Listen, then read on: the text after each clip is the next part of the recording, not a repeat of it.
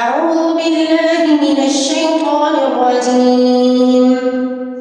واضرب لهم مثل الرجلين جعلنا لأحدهما جنتين من أعناب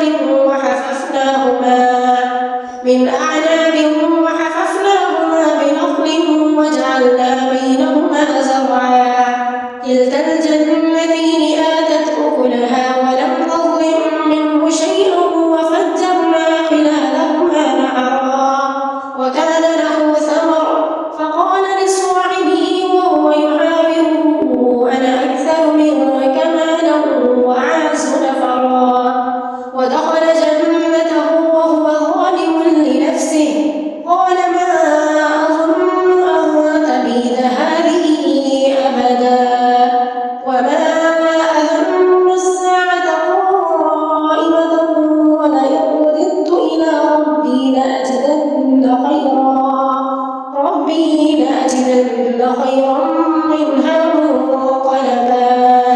قال له صاحبه وهو يحاوره أكفرت بالذي خلقك من تراب ثم من نطفة ثم سواك رجلا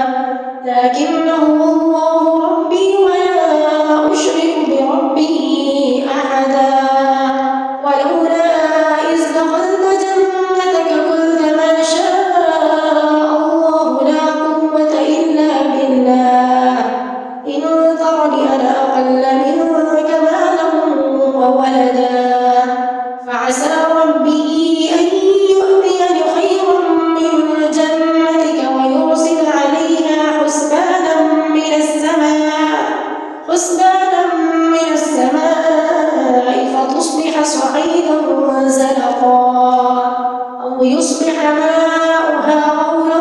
فلن تستطيع له طلبا